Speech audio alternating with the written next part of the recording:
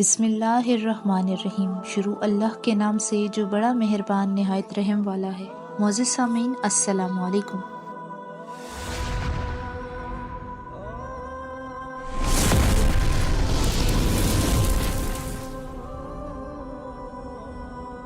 معزز سامعین، آج میری ویڈیو کا عنوان ہے حضرت ابراہیم علیہ السلام۔ اگر میری ویڈیو پسند آئے تو میرے چینل کو سبسکرائب کریں، لائک کریں اور کمنٹ کریں، شکریہ۔ حضرت ابراہیم علیہ السلام کو بڑھاپے کی حالت میں دعا مانگنے پر اللہ تعالیٰ نے ایک بردبار بیٹا حضرت اسماعیل علیہ السلام عطا فرمایا۔ جب حضرت اسماعیل علیہ السلام کچھ بڑے ہوئے تو اللہ تعالیٰ نے بطور امتحان آپ علیہ السلام کو بذریعہ خواب اپنا بیٹا قربان کرنے کا حکم دیا۔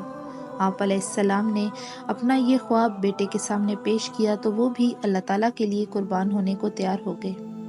آپ علیہ السلام بیٹے کو قربان کرنے کے لیے منع کے میدان میں پہنچ گئے۔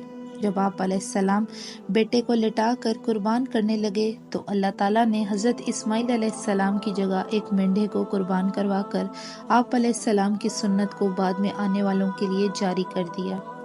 یہ اللہ تعالیٰ کی طرف سے حضرت ابراہیم علیہ السلام کی بہت بڑی آزمائش تھی۔ آپ علیہ السلام اس آزمائش میں بھی کامیاب ہوئے، جس پر خوش ہو کر اللہ رب العزت نے آپ علیہ السلام پر خوب برکات کا نزول فرمایا اور آپ علیہ السلام کو مزید خوشخبریوں سے نوازا۔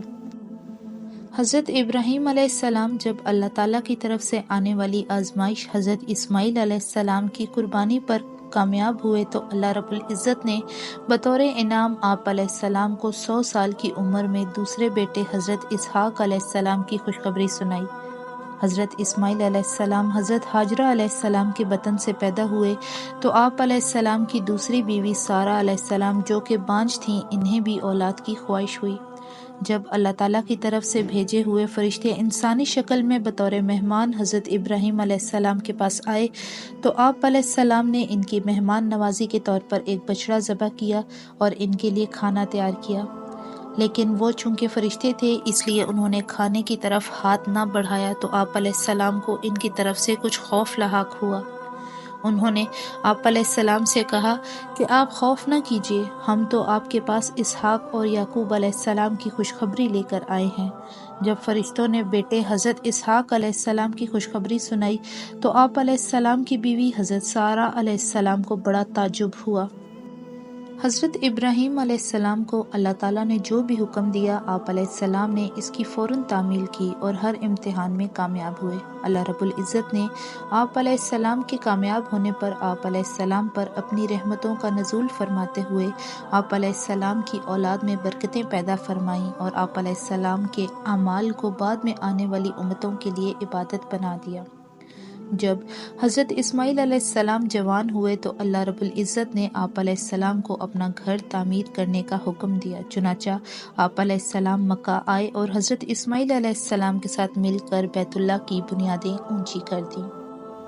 ابراہیم علیہ السلام نے اللہ تعالیٰ کے حکم کی تعمیل کے لیے اسماعیل علیہ السلام کو ساتھ لے کر بیت اللہ کی تعمیر شروع فرما دی۔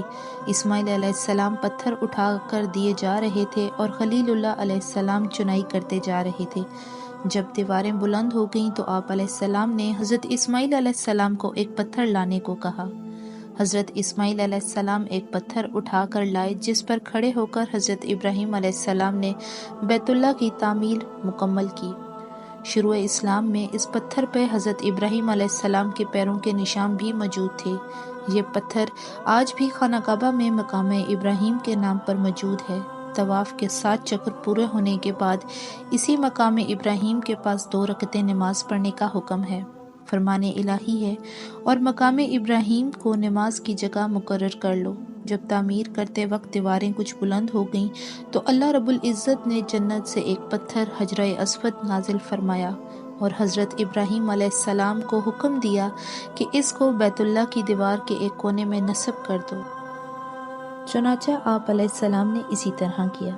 رسول اللہ صلی اللہ علیہ وآلہ وسلم نے فرمایا، اللہ تعالیٰ نے حجرہ اسود کو جب جنت سے نازل فرمایا تو یہ دودھ سے زیادہ سفید تھا، لیکن آدم علیہ السلام کی اولاد کے گناہوں کو چوس چوس کر کالا ہو چکا ہے۔